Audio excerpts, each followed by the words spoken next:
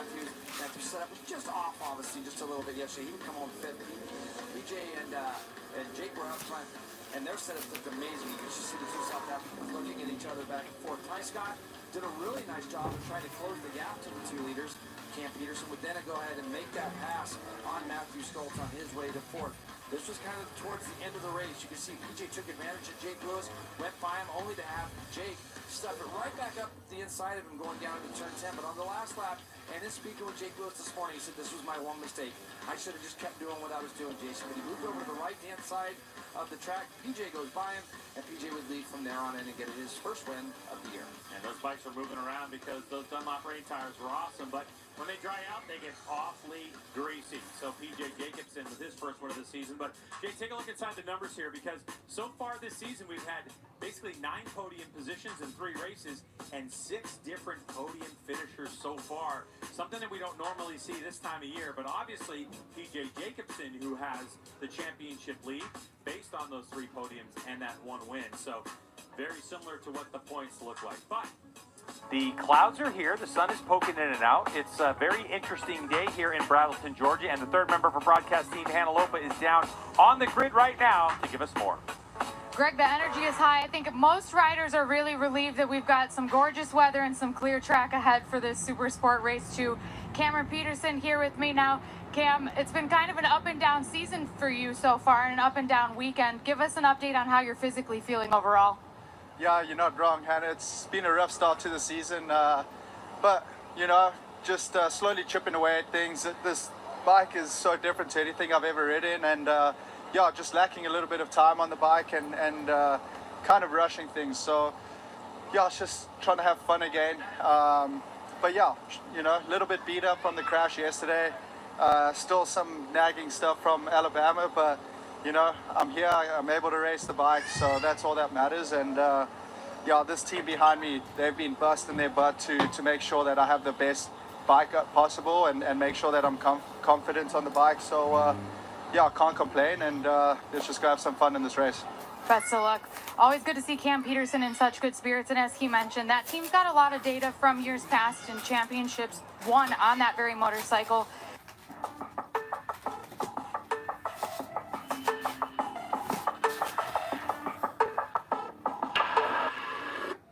And Cam is just really looking forward to the opportunity to utilize it to its full potential and his full potential.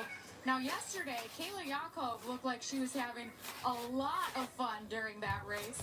It's been mixed conditions throughout the weekend, still really getting comfortable on this motorcycle, but tell us about it. Yeah, yesterday I felt like I was riding my supermoto, just sliding around and having fun. But no, I've just been super happy with the team. We've made amazing changes over the off season.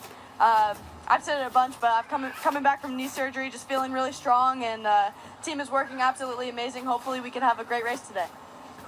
Kayla Yakov, never one to want any kind of downtime, but definitely a recovery process for her, and she is in good shape ahead of this race. Every day is an opportunity to be on a bike, and that's what she wants to do. But yesterday, when we got to see her in the race, we saw her pop a huge wheelie coming over turn 5, and she looked like she was having a lot of fun. And yeah, there's a lot of elevation here at Michelin Raceway Road, Atlanta, and you can pop wheelies all over the place. JP, tell us about it. Yeah, turn 1's a fast one. It's a good first turn for off the start, too. It's plenty wide, but then it gets real narrow up in 3 and 4. Down those famous S's, Greg, turn 7. Get the best drive we can out of there. A lot of drafting down that back straightaway. 180 mile an hour as they tip into turn 9 wide open, braking hard for turn 10. Down into a very steep turn 12 again, Greg. And we've seen some stuff happen there this weekend already. It's going to be another interesting Super Sport race. Plenty of places to pass, and that back straightaway can give us some great tight racing. Well, this guy right here, PJ Jacobsen, he leads the championship, and he's the only rider so far this season with those 3 podiums. He's going for another win. Can he get it done? Motovation Supersport is brought to you by Dunlop, the official tire of the Moto America Championship Series. By NXT Bets. Play Moto America for cash, multiple race classes live on top sportsbook and DFS platforms all season long. And by Motovation, the most trusted online resource for premium motorcycle parts and accessories delivered right to your door.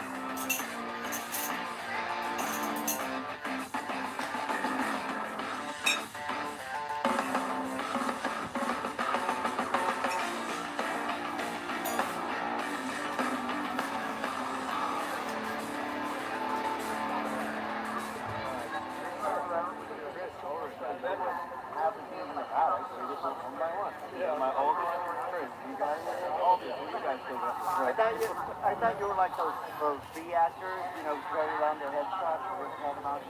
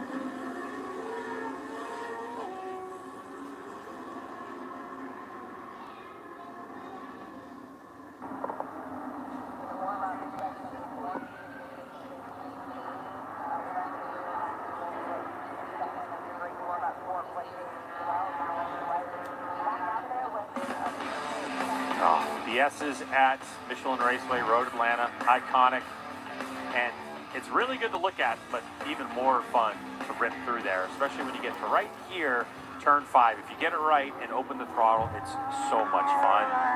JP, we're all dry now. A lot of these riders missed some dry time yesterday. Stoltz on your pole position with a new track record and all that kind of stuff. I mean, do you even try to predict what's going to happen here? You know, I think Matthew's obviously the guy still to beat. The hardest thing, and we say this all the time, but it's the same for everybody, we didn't get to run a dry race yesterday, so any setup changes that they might have wanted to make overnight, that's going to be kind of null and void. A few guys tried some different things. You see Matthew Stoltz, PJ Jacobsen, and Josh Hayes there on the front row. Josh's been working on a lot of different things. Scott Lewis and Davis there on row number 2. Back on to row number 3, we're going to have Kayla Yakov, Hobbs, and Torrin Collins. Torrin's done a really nice job. Dave Anthony Vanderbroek, Max Van Rother, and Cameron Peterson there on row 4. Nassani, Black, Enriquez, Sneed, Williams, and Soltis, row 6. And then we're going to go back to Mags, Monk, Omen, Allen, Horney, DeLeon. And then a little further back, we got Bittner and Ivy. Now, Greg. One of the things maybe some of our sharp viewers at home are going to notice that Corey Alexander is in here. He fell yesterday. Sadly, hurt his wrist. That's why he's a scratch. And so a few of these riders that were, just behind Corey have all moved up a spot from yesterday. So Torrin Collins had qualified 10th, so he's up 9th. So that's going to, when you get that full row, Torrin's up a whole nother row now. So it's going to give him confidence to hopefully try to go with those first 2 rows. So PJ Jacobsen in the middle of row number 1.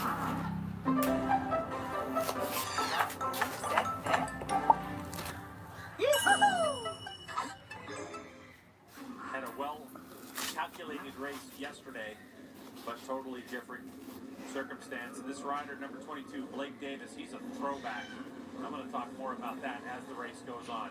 18 laps scheduled for race number 2 in Motivation Supersport. When these lights go off, revs are up, so here we go. And away we go to turn number 1.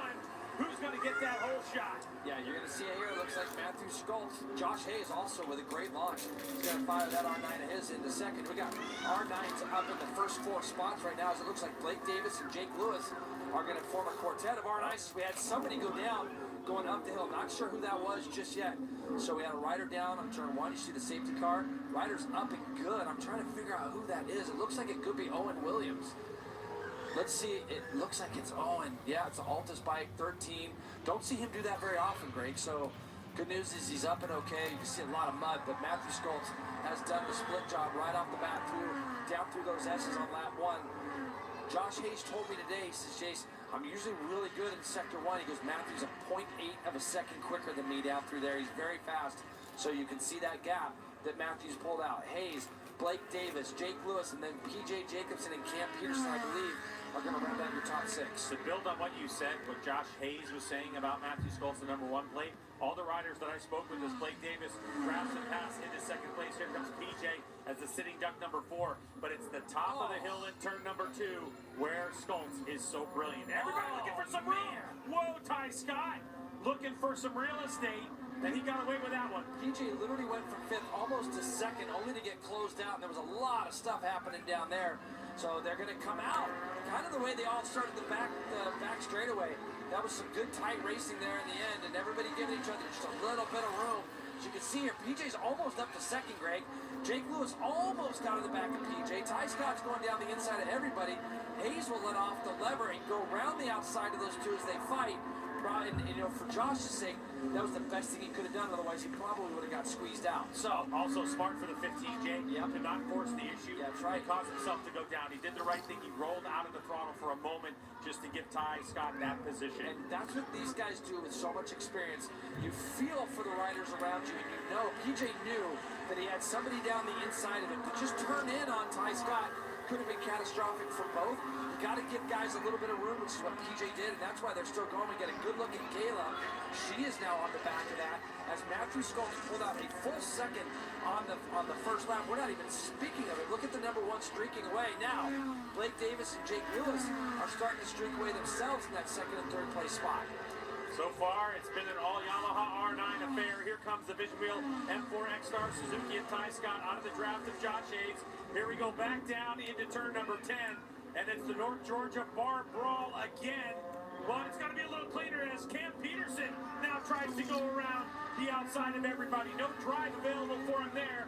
But it looks like Hayes was able to scooch right back by the 45 of Cam Peterson, who's on that Celtic Economy Lube Plus tire Warhorse HSBK Ducati. Yeah, and talking to Cam this morning, they're still working out some bugs on that bike for him personally. Just some setup things, trying to get him more comfortable on it. So this will be a nice little test for him. These 18 laps that we're going to get put under the bright sunshine here. As you can see, Matthew Skoltz 1.2 seconds quicker, 1.2 seconds out front. As you see this guy's going down, you're going to see Josh Hayes again. See the space that he's given now. Cam tries to go around the outside of PJ. Hayes is going to be underneath him, getting that bike turned and up off the edge of the tires. PJ runs just to the outside of Ty Scott. Yeah, he spun up the rear too, went a little sideways. That affected his drive.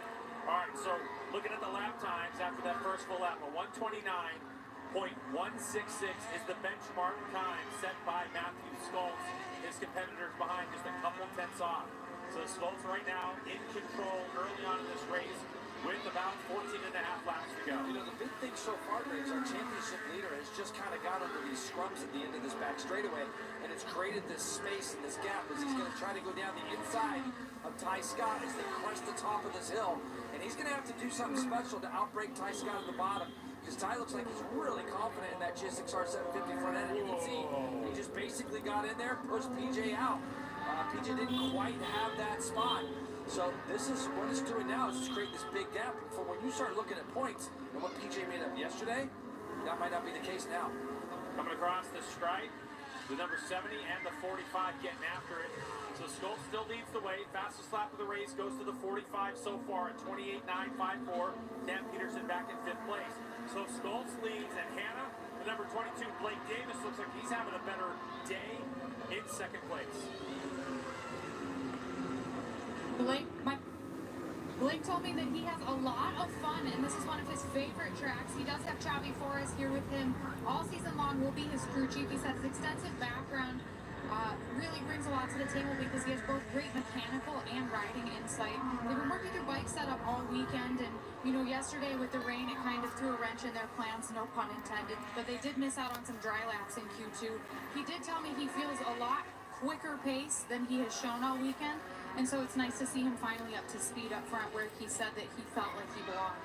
Yeah, and when Blake Davis talks about the fact that he likes this place, Jason, he told me he's been coming here to Michelin Racing Road Atlanta since he was 9 years old. And I said, 9 years old?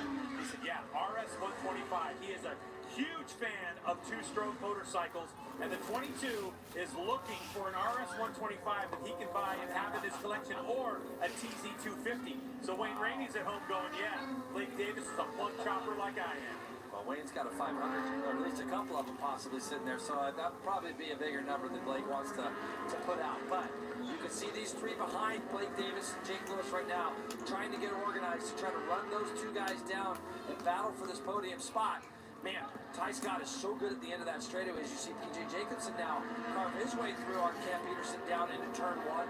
Matthew Schultz with a 28.8 on that last lap, and that is some 0.7 seconds quicker than the guys behind him. So Matthew continues to just pound out those laps, doing a lot of his damage even in that last sector, Greg. He was a half a second quicker in the last sector in a 25 second split. So that's a big number there. So there's the battle for second between 22 and the 85. This is the battle for fourth. The number 70, Ty Scott, Vision Wheel Import Star Suzuki. That's a GSXR 750 in our next generation Super Sport rules. The 22 there is Blake Davis on the Strack Racing Yamaha R9. And then you have, of course, your championship points leader in the Ray Hall Ducati Moto with Expel. That's the number 15 of P.J. Jacobson, trying to use the horsepower of that Ducati to go around. But Ty Scott, so good on the brakes. Play Moto America for cash. Superbikes, baggers, and Super Sport Series are now available on top sport books and DFS platforms. Scan the flow code or visit nxtbets.com/PlayMA to see what's available in your location. Sign up to claim exclusive bonuses and make your picks now. Just not being able to see these guys there in that 4th, 5th, and 6th be able to close up, Greg. They're essentially doing the exact same lap times as Matthew again goes 28.6, and he's just continuing to pull away. That's 0.8 seconds now. He pulled away that last lap. 2.7 seconds up the road is Matthew from this battle for second. And then we've got Ty Scott and PJ and Cam. You know, I just feel like if the Ducatis can lead their way through that turn 10, that they might be able to bridge this gap to the 2 leaders, but Ty is just so strong at the end of that back straightaway on the brakes. He's not letting them get away with it. Then we fall back a little bit further. Got Kayla, Yakov, Hayes, Teague Hobbs, and Torrin Collins doing a nice job rounding up the top 10. So Matthew Schultz, fastest lap of the race last time by 128.658 for Schultz, all by himself with about a 3-second margin back to second place. His teammate Blake Davis, both on Strack Racing Yamaha YZF R9s, a brand new model for Yamaha this year, and they're banking on rolling these things off the showroom floor by racing here in Moto America. And then Jake Lewis also on a Yamaha on the Altus Motorsports machine. That's your 1, 2, 3, and now we're looking at the battle once again for 4th place. And I can tell you, as a rider, Ty Scott is so happy to be good in that sector of the track. As you see, PJ continues to pull up alongside of him. The braking of the 70 is really good. So that team has obviously been working very hard. As you said, get a look at Xavi Flores sitting there looking at his rider Blake Davis going through. Wasn't that long ago we got to see Xavi win a bunch of races here in Moto America. It's so good to see him as PJ Jacobson makes the pass in turn 1. All right, so now we'll see if Ty Scott can fire back right away, or does PJ have some speed to break away and try to close this gap that's about 3 seconds to the riders in front of them. So PJ, you can tell from his body language the urgency of how he's riding it. We're going to look at this first split, Greg. Look how much he's pulled away already just from that entrance of turn 1. 34.3 for Matthew Schultz in that first sector this lap. Let's see what PJ comes across. 34.4. That's his fastest first split. So expect this to be PJ Jacobson's fastest lap personally of his race. As you can see how much he has gapped the 70 of Ty Scott. He's already bridging the gap to the guys running second and third. Now it's going to be up to Cam Peterson, who's on a very fast Ducati as well. See if he can get the draft of the 70 and try to get by Ty as well sometime in the next lap, so he doesn't lose too much time to those others. Long back straightaway, and there is the number 4 of Josh Hayes. So Josh Hayes holding off the advances of the 19 of Kayla Yakov. He had actually the last lap gotten by Kayla, and then the 79 is going to be Teague Hobbs, and then Torrin Collins in the mix as well. That's the battle back there for 7th place. Look at that, just looking back, everybody's pretty much in the 29s, and 28s though, 28.5 for Matthew Schultz. Fastest lap of the race, 28.4 by PJ Jacobson. So PJ does have the pace to run with the guy in front. But unfortunately, it's just too much ground has been lost in those first 4 or 5 laps, fighting with the guys that he had to get through in order to get to Matthew. So he's going to be eyeing up that second place points. Those 20 points are going to be important for PJ to try to get back up with those to get in that battle with Davis and Lewis. So PJ Jacobsen on the back of a 128.450, fastest lap of the race so far. After getting around that battle, is uncorked, and look how quickly he has closed the gap to Jake Lewis. Hannah? Greg, to kind of expand on what JP was just saying about PJ having to make up so much ground, we talked about the race yesterday, and he said he really needed that win because he knows Scholz is so good at this track and that bike is really strong here at this track. He definitely gained some confidence from winning that race, but he said he needed a good start because he did not want to lose touch with Matthew Scholz, and I'm sure he wasn't anticipating being in the battle that he was in, but now he's definitely got a lot more work to do. This is exactly what he was hoping to avoid. Yeah, and there he goes from 4th to 3rd around Jake Lewis, sliding it sideways. Of course, PJ Jacobsen, so much world experience, coming as a kid from flat track background, is no stranger and is not scared of sliding that motorcycle around. In next generation super sport, there aren't the electronic aids that you would find in the superbike category, as we have a rider down, Vision Wheel M4 X-Star Suzuki. Is that Max Van? I believe it is Max Van. It looks like Max Van. Unfortunately for Max Van, who was riding around in 11th place. And having a good battle himself, he's going to be out of this one. But back to the 15 of PJ Jacobsen and his Rahal Ducati Moto with Expel. He's got by Jake, and Blake Davis is obviously pulled away from Jake a little bit as well, so PJ's got to try to bridge that gap and get himself into that spot. Right now we got a Strack 1-2 at the front with Scholz and his teammate Davis here. They come right at you at the moment with PJ and Jake Lewis just off the back of PJ. Now is Jake. Jake's having a great weekend, by the way. He's been riding really well on riding 3 different classes. Yeah, busy guy. He's been, don't want to give any results away, but he's been really strong all weekend. And so, again, he told me today, Greg, I had to talk with him. He says, Jay, the R9's actually really good. He's really happy where he and the team are on that bike. And he also talked to me about just how he can get it behind the fairing. I said, it looks like a bigger bike. And he says, yeah, I can get my frame under there really nicely. And it's really showing because even at top speeds, Jake's not down that much at all. And speaking with Blake Davis, who PJ Jacobsen is trying to track down now, he mentioned that. So Blake came from the R6, and of course the R9 really replacing the R6, different engine configuration. But Blake even noted, who is, your prototypical size rider, I would say, Blake Davis, he said he actually enjoys the larger kind of diameter of this motorcycle. It's more R1 than it is R6, and I think Yamaha did that on purpose to really suit a wider variety of riders, and they have hit on it. As PJ Jacobsen now, fastest lap of the race again at a 128.348. Of course, we know out front with a 4-second lead, Matthew Scholz doesn't really have to push the issue right now. With 7.5 laps to go, he's leading comfortably, but here we go. After that fastest lap of the race for PJ, he is on the 22. The question is, where is he going to strike? Because what we know about the R9, it gets off the corner really well, but it's at the very tip top of the back straightaway that the Ducati seems to have just a bit more. So we'll see if that's the way he's going to execute this pass. Problem is, 4.1 seconds up the road now is Matthew Scholz. 9 laps to go, and even though he's off the back, like you said, Greg, of that fastest lap of the race, might just be obviously a little bit too much. Matthew pulled half a second on these guys, or more actually, half a second on PJ in that first split. Now PJ's got that lead. Blake's gonna be able to redraft here and pull out to the left and maybe go back past him if PJ's not careful. Looks like Blake's gonna, he's not quite there. PJ's got the thing backed in. So Jacobsen does a great job. He's done a really nice job of recovering from those first couple of laps. Now he's got to get his head down, see if he can start to bridge that gap. Because I'll tell you right now, Matthew out front, he's probably got almost a 5-second lead now. So nothing's going to affect Matthew too much. 4.7. Thing is, you want to make it to where if you're the rider in second, you want to make it to where the rider in first starts to see that lap board or that time come down. And if you can get that to 3.5 and make you think, hey, I'm on my way forward, there's a guy coming, that's what PJ wants to do. But Jay, looking as a rider, PJ with just a bit of a mistake there, but as a rider in a team, Jay, are you looking at the net weekend results? So what I'm saying is, Scholz came in here with a 1-point advantage over PJ. If PJ Jacobsen is able to hold on to this position, his net result will be 8 points leading this championship. or is it really just about this one race and wanting to win it all? I think PJ, as seasoned as he is, right now he's playing that numbers of like, okay, all I want to do right now is get away from Blake, make it to where I don't lose those extra points, 20 points in the bank. He's going to know that he's netting those points, like you said, but more importantly, it's still a long season to go. We don't win the championship today.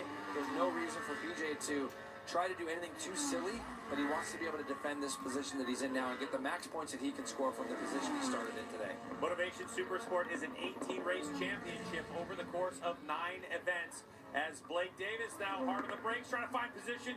BJ gets it done, holds on to position. I think the thing that Blake Davis is seeing, though, is we're seeing an awful lot of wheel spin on the rear tire of PJ's. I can't explain to the people at home what that feeling is like when you're trying to go up the inside of somebody and you're that close to being able to do it. You've got to make these decisions in your mind.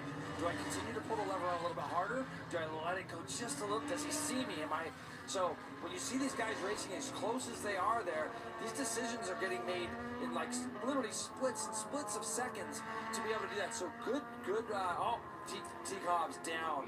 That's going to be probably, is that last corner, Greg? When I'm looking out my window to see if I see a yellow flag, it looks like it's the last turn. The very last corner, the tight left-hander.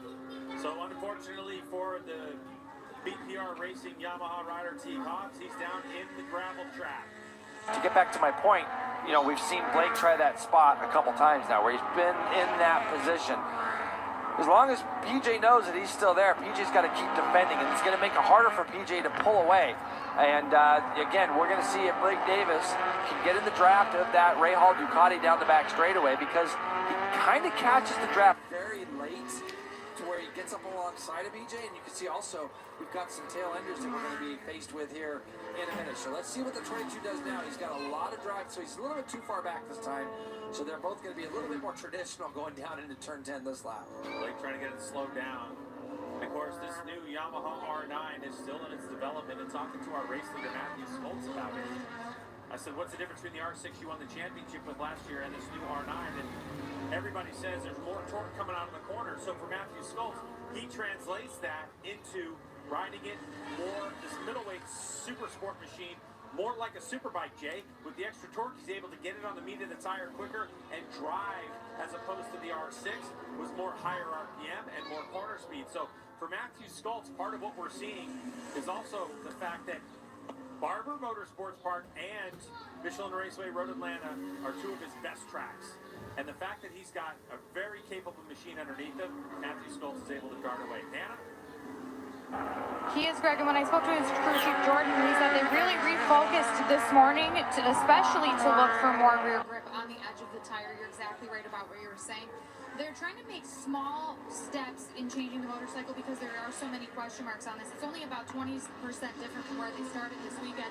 Overall, the chassis is so comfortable enough to set the track record yesterday in Q2 for Matthew, but a championship requires them to keep pushing for more, and so that's what they continue to try to do.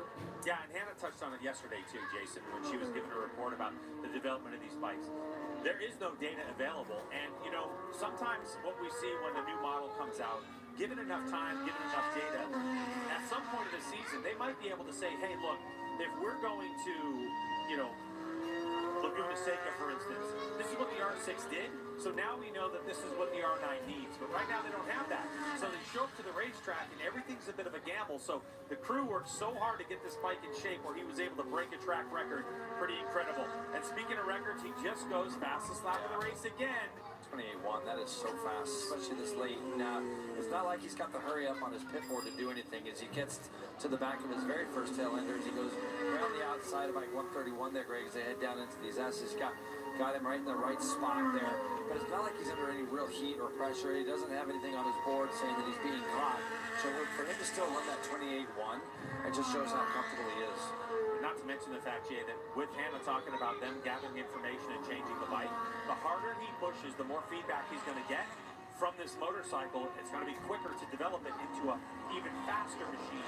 And I think that's really a good thing for Matthew Schultz when you're as comfortable as you are at a racetrack like this one, Michelin Raceway Road Atlanta. Yeah, there's no question. And like you say, Greg, he loves this place, throwing a lot of laps around here. And but this is, you know, PJ's very, very fortunate that this first split is where he pulls away a little. Even though it's only 2/10, 3/10, continues to make Blake work very hard in sectors 2 and 3. You can see how much Blake tries to close up on the back. PJ's probably going to get a back marker here, and not a great spot. It's going to be at the bottom of the hill, so it could slow PJ up just a little bit, unless he can get through. So, yep, he's going to have a go and get right through. That helps him a little bit, and it shouldn't hurt Blake now at all either. So, yeah, Chuck Ivey was the rider. Chuck Ivey, yes. Yeah, he's been around, so we know Chuck has been in the championship before. So when you look here at that scenario, you know, at Chuck, but just another 500 feet up the road, it would have been a thing where this accordion effect again would have closed things right up.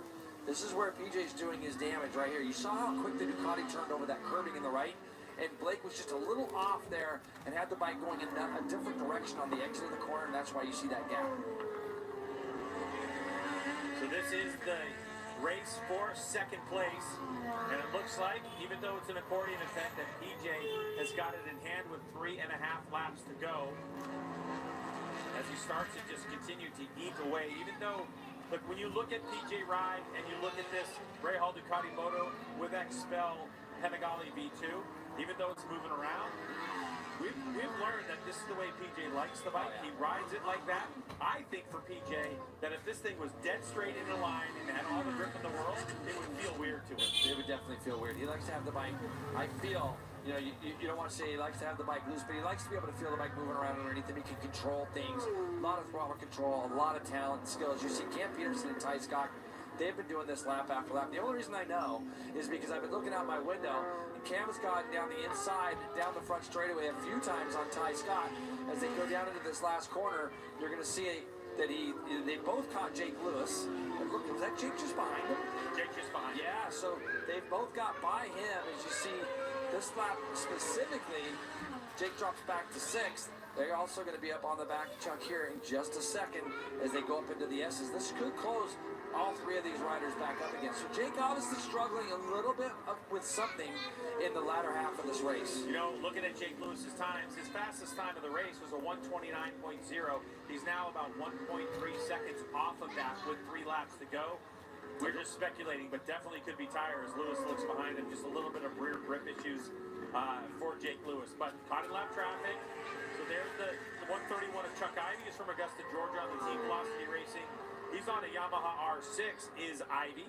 So they make quick work in the S's. Yep. Because normally when you catch somebody, you think, I'm going to get by him going in turn 5. Chuck carried some speed down through there, so that was good.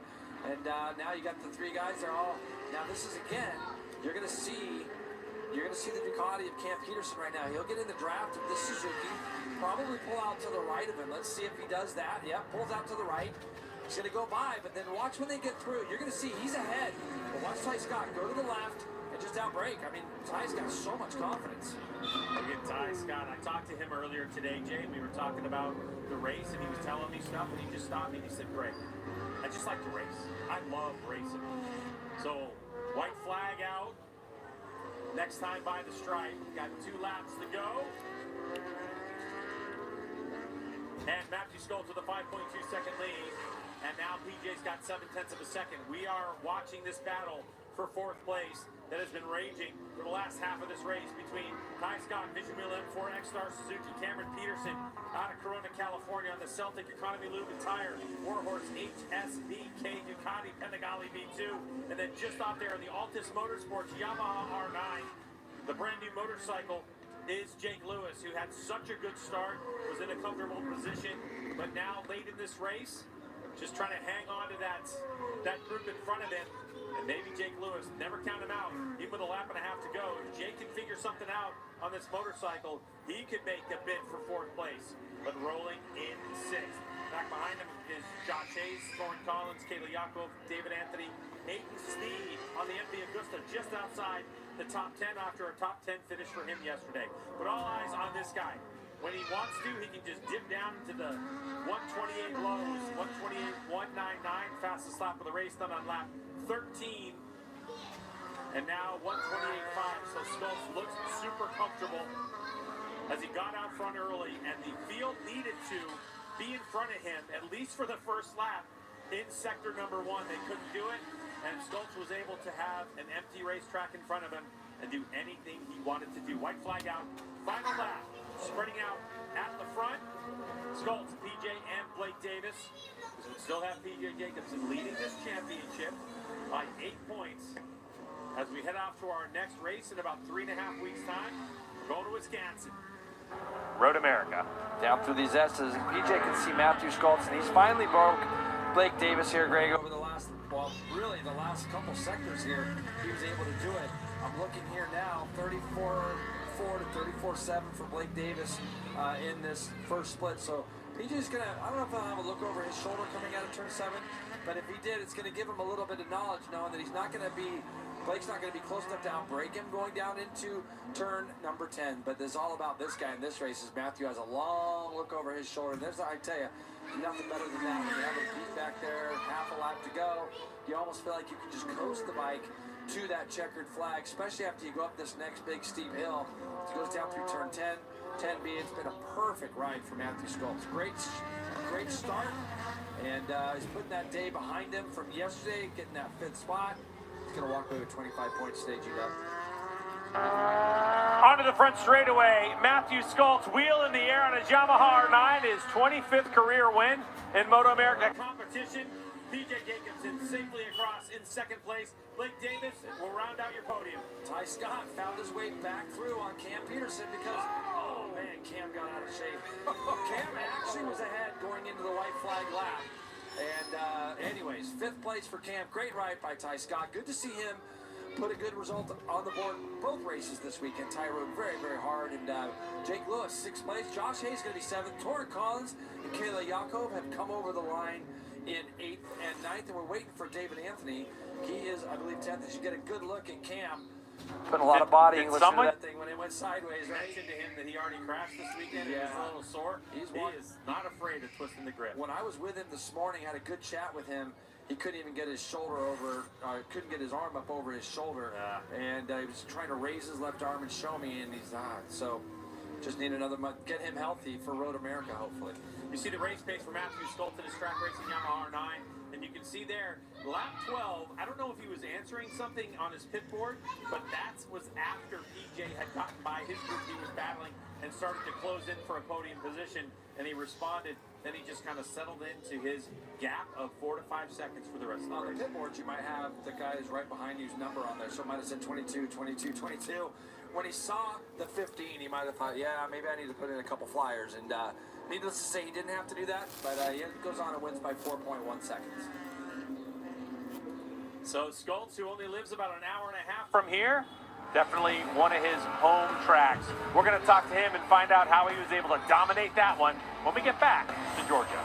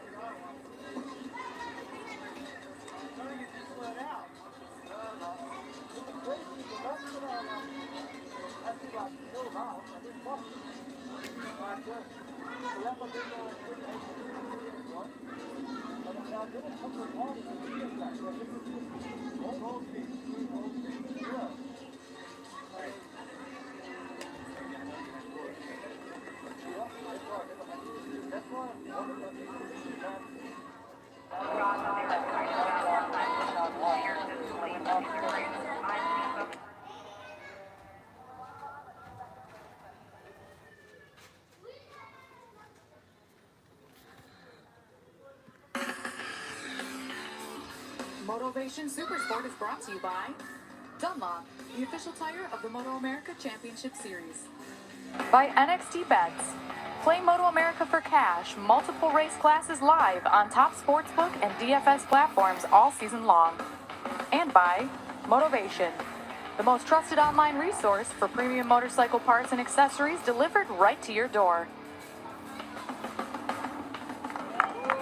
As Matthew Stoltz rolls into victory lane here at Michelin Raceway World Atlanta, he gets to hang out with his team owner, Peter Strack, congratulating him on a great win. And Jay, we've had 4 races so far this season, and that's the second dry one we've had. Crazy, isn't it? I mean, yeah, Barber in here. We've had a lot of weather. As you look at the results here, PJ Jacobsen 4.1, Blake Davis, Ty Scott, Cam Peterson rounded out that top 5. Lewis Hayes Collins, good run for Torrin Collins. Happy to see that. Kayla Yakov and David Anthony rounded out your top 10 today. And Hannah is with our winner in victory lane right now. For Matthew Stoltz, he locked in and set sail with a 5-second margin of victory over the rest of the field. Matt, what progress has been made on the development of this motorcycle, especially for this track this weekend, that allowed you to dominate today? I mean, everyone knows the R9 is a brand new bike, so every time we get out on a track, you know, we have to figure out gearing and setup and everything else, but I feel like our base setup is pretty good at this point. We made a few changes overnight. Feel like we got shafted by other weather yesterday, and today we showed our true form. You know, thank you to the track racing guys. We've been working super hard, and it paid off today. Congratulations to Matthew Stoltz, today's race winner. Second place, PJ Jacobsen, following up yesterday's victory with another podium. Take us through your process of making your way through the field. I know it wasn't quite the start you were hoping to get today. Yeah, I've just been struggling with starts this whole year for some reason. I just pretty disappointed in it, so it kind of messed my whole race up, and then I had to deal with a lot of passing and stuff like that. So you know, that R9 like gets ridiculous starts, so I kind of knew it was going to be a problem anyway. But yeah, hopefully we can just move on to the next race and take another 20 points and just keep this going with first and second every weekend, and just keep building up. Solid points haul for PJ Jacobsen and Strack Racing teammate to Matthew Stoltz, Blake Davis, rounding out our Super Sport podium today. Blake, were you able to maximize this bike's potential and your potential today? Were you able to finally kind of stretch your legs and show what you're capable of? Yeah, I mean, I know the bike has a little bit more just because, you know, Matt's putting it on the top step of the podium. So I really just want to close that gap. I've finished behind Matt and PJ enough within the last few years, so I really need to make the step up and be a lot closer to them. But I want to thank all my sponsors, Strack Racing, Yamaha, KYT, Dainese, Attack, just everyone that's helped me out. Congrats to Blake Davis and some Strack Racing bookends today on the podium, guys. Yeah, I mean, really impressive for the team that wins the championship. And then they're the premier R9 team for Yamaha, and they're getting it done exactly the way they need to get her done. Matthew Stoltz with a salute to his home crowd. They're enjoying it, as they are his teammates. We have more coverage from Braselton, Georgia, when we return.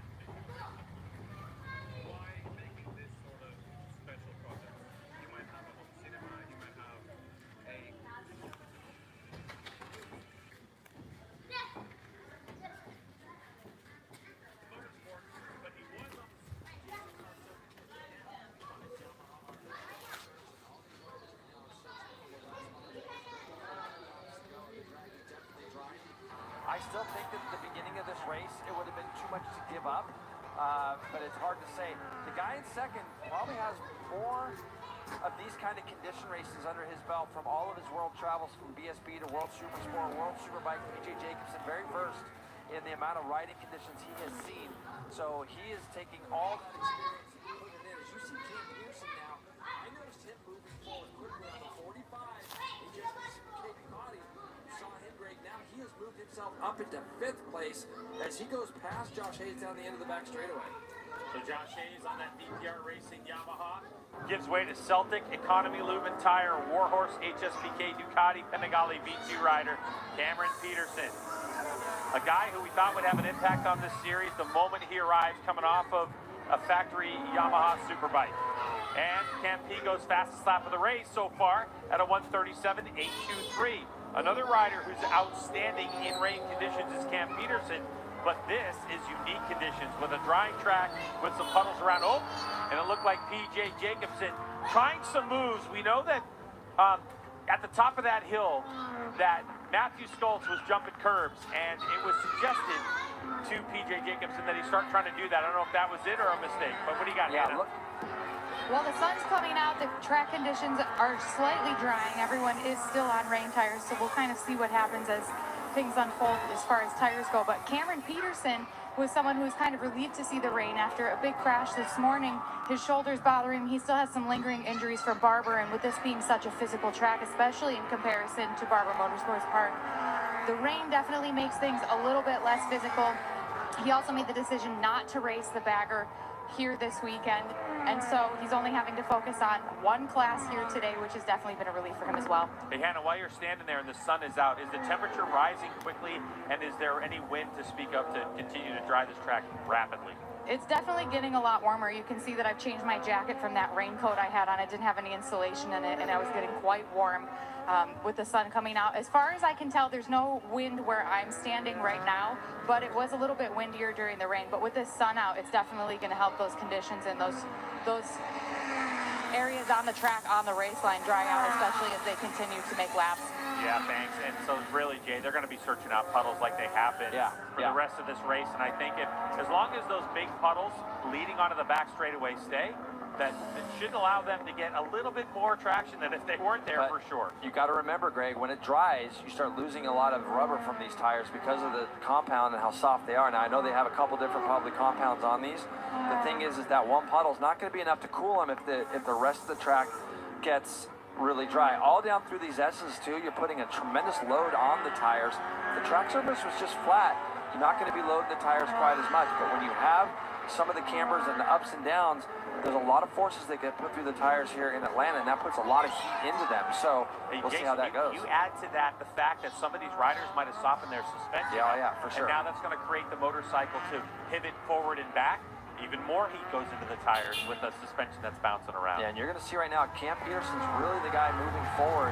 He's been a guy that came from nowhere a few laps ago, and he's put that 45 right into that podium fight now between Ty Scott. Ty Scott's doing a good job closing up on Matthew. As you can see, he's going to have a go. Take a shot at Matthew Stoltz, the number 7. He does that going down there into turn 10. He makes that pass. Cam Peterson is probably going to attack immediately on Matthew, because that's kind of what you want to do. When you get a guy that's in front of you that just gets startled, you want to attack him immediately as well, and that's exactly what Campy does. So now Matthew has gone from 3rd to 5th in the span of about 3 corners on that number 1. He's going head-to-head now as they go down into turn 1. You can see the bike moving around. See Matthew's bike moving around? That's because of a soft setup and rain tires as well. And so you're going to see a little bit of that start to happen. And whoever really has nailed any kind of setup here is going to be the one that's going to pay off dividends for him. 5 laps in, it was Jake Lewis who set the fastest lap of the race, but this time by with 6 in the books. It's Cam Peterson, a 1:37.6. And if you look at our board timing and scoring screen, everybody in the field is setting fastest personal laps as the conditions continue to dry out. But that's where the tires start to really come apart in the sense that they start to wear out. We still got 8 laps to go. I know. 8 laps, and you see how much Matthew's bike is moving around right this second. So with another, how's it going to look in another 4 or 5 laps for Matthews? You got to expect Cam Peterson is going to make this pass down the back straightaway. And what Cam, as quickly as he was moving forward, he's about 3.5 seconds off the lead. So had he been able to maybe get through on Matt and kept that sticking, he would have gone with Ty Scott. So this is definitely costing Cameron a little bit of time as he gets in the draft of that R9 and he pulls out the draft. And, you know, I just think braking stability and things like that, Cam's going to have an advantage over Matthew at the moment. Yeah, that 45 machine looks very stable under braking, even with these soft, deeply grooved rain tires. I mean, soft meaning the compound, and then those grooves are going to add to the squishy feeling you get on those brakes and collapse the front profile of that tire to get most amount of traction you can get. So Jake Lewis still continuing to set the pace. He went 37-1, fastest lap of the race for a moment until Ty Scott came across the stripe on his Vision Wheel M4 X-Star Suzuki at a 36-9. So these front runners just really trading fastest laps as they continue to feel out the motorcycle, the tires, And the setup they have with the rapidly drying Michelin Raceway Road Lamp. Yeah, this is where sustainability as far as the bike underneath you comes into such big play with 6.5 laps to go. Cam Peterson's bike right now looks really good, as Ty Scott also must have a really nice feel. As you saw just there, Jake Lewis has got a gap right now on PJ. It looked like he's pulled away. Kayla has now gotten through on Blake Davis, as has Max Van. So Max Van continues to impress. This young man just puts his laps in and gets the experience that he needs. He finds himself now up into 8th place as Kayla does a big wheelie up over the top of the hill coming out of turn 5. So just looking at the lap times of these three, 38.7, 38.9, 38.4 for Max Van. Put that in perspective, the guy at the front right now, 37.1, 37.2, and Ty Scott, 36.9. So they're still looking, searching out that wet, the wet parts of the track, Greg, just to try to cool those tires as much as they can. Kayla Yaakov, the pride of Gettysburg, Pennsylvania, on a Ray Hall Ducati Moto with XPEL machine, obviously having fun in this race. Sending that front wheel over the wheelie hill turn number 5. Down into 10 they go. Kayla very smooth on the brakes. Little movement from her machine, but looks very compliant. All right, so back up front we go. Jake Lewis just came across, start-finish line at a 37 flat to PJ's 37.1. The gap now 0.7 of a second. Ty Scott lowers his fastest lap of the race at a 136.8.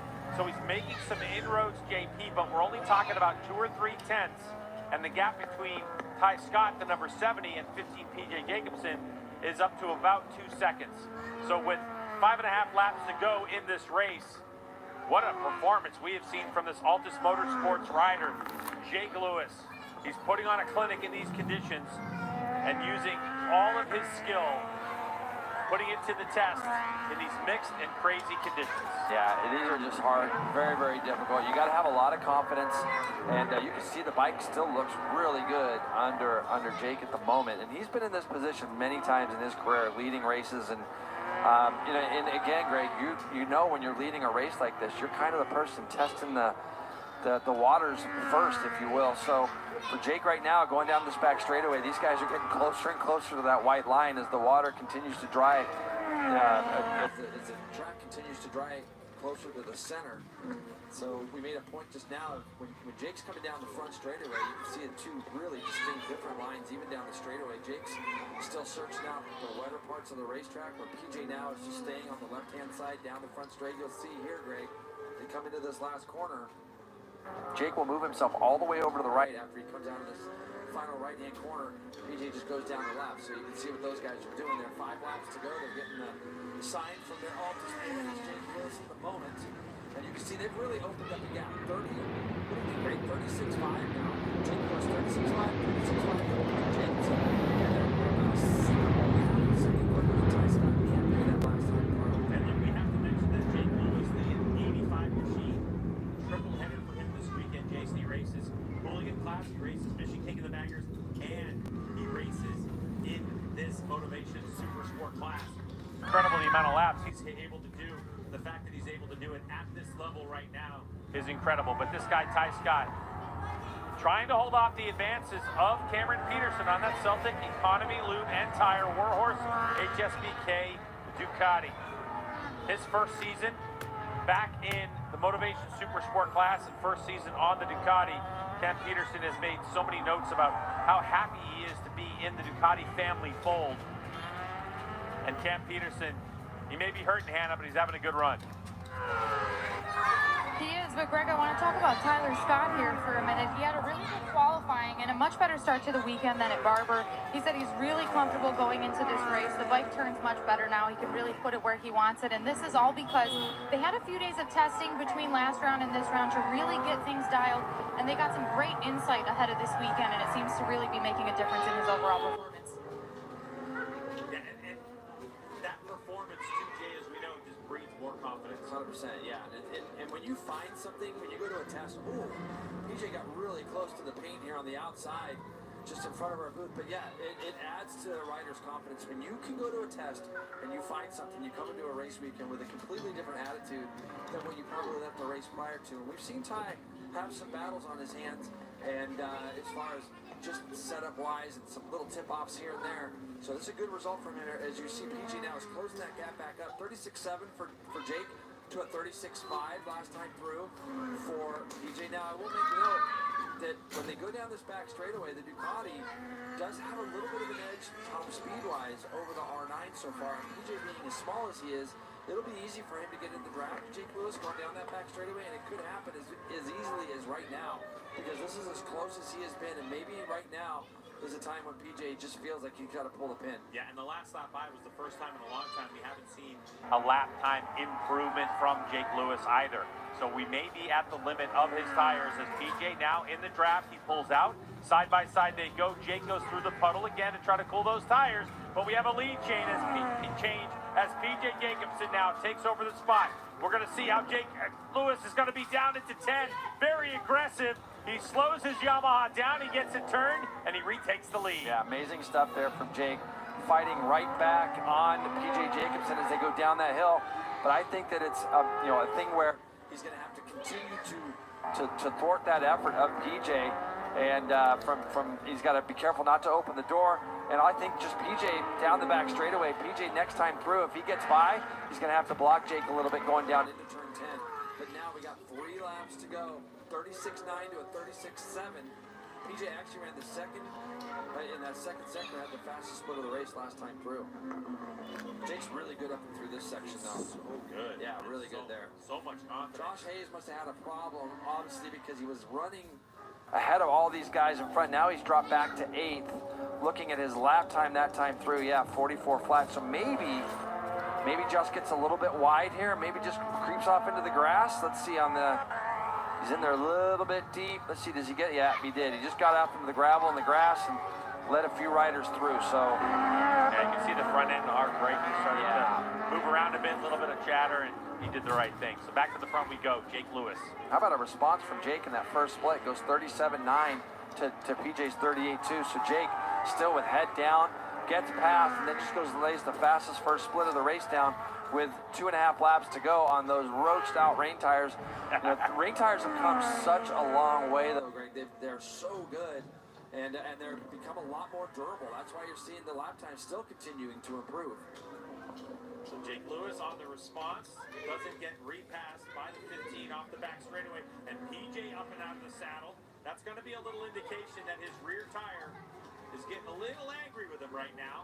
And two, as PJ, it's a very tricky corner down into the final corner here, because if you're Hello everyone, lift the rear end off keep the ground, support, and when the tire subscribe the is channel, starting to go away, that's the movement that you're subscribe seeing. please. So the Altus Motorsports team Everybody subscribe the channel, support the channel guys, keep support, subscribe. You know, the thing is, Jake goes all the way to the right, and it makes his arc just into turn 1 Small support a you little guys, bit tighter, keep but subscribe he's the so good channel through this guys. top part of the track that he pulls that gap back out. But you saw there, PJ pulled right up to the back of him when they went through turn 1, and I think that for Jake, he's just being so used to going over to the right-hand side now of the track, going down into turn 1. But PJ definitely gains a little ground on the tip in into 1, and then Jake's just incredible all through the top. 36.3 to 36.4 that last time by. Like you said, PJ with the quickest lap of the race, but really subscribe nothing the in it. channel. And I think too, if you look at Jake Lewis, he's able to flow through those sections. Like He the doesn't add video, a ton of input subscribe into the channel. chassis, and he doesn't really Keep force the support, motorcycle guys. to do something it doesn't want to do.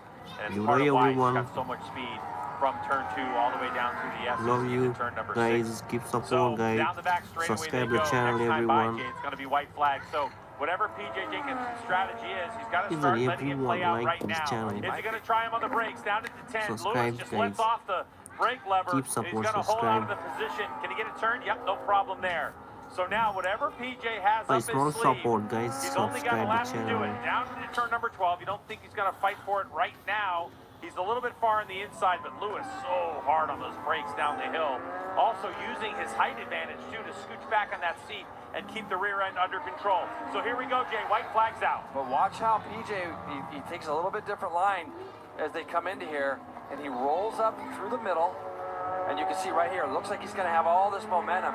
But Jake gets out of there good. And then from this point till about turn 5, Jake's just so good. He'll run over this curbing on the left. Then he kind of gets close to the one on the right. And you can just see him start to pull out ever so slightly as PJ lights up the rear tire again through the top part. Because he knows this is the spot where Jake's pulling away. And he wants to be close enough coming out of turn 7 to be able to draft the 85 down the back straightaway and then try to block him down into turn 10. So PJ's done a good job. He's going to have to close up ever so slightly more, Greg. Probably get that down to a couple bike lengths as they exit turn 7. And then you can expect to see the 15 try to draft past. He did a good job through turn 6. Last time onto the back straightaway we go for race number 1 here in Motivation Super Sport. The 15, as Jake Lewis has a look over his shoulder and he sees nothing but Rahal Ducati Moto with Expel. And now, not even looking for that puddle. He doesn't need it. He knows that it's all or nothing now. PJ going around the outside of him. Through the kink they go. Now watch the switchback. Here comes Jake Lewis. Hard on braking, but no, he doesn't go to the inside. He must have another plan in mind. Is Lewis going to try to attack him at the bottom of this hill, the final quarter? PJ with a good drive Just up and lighten over it the up. hill. Just spinning the thing sideways, that dirt track background. Here comes PJ, hard on the brakes down the hill. It looks like he's got it in hand. He squeezes the throttle open, and to the flag he goes, and PJ Jacobsen will take victory in race number 1 here at Michelin Raceway Road, Atlanta. The final spot of the podium, and it's going to be Ty Scott who brings it home for the Vision Wheel M4 Star Suzuki team. It's over for today, guys. Keep support, subscribe the channel. See you soon tomorrow.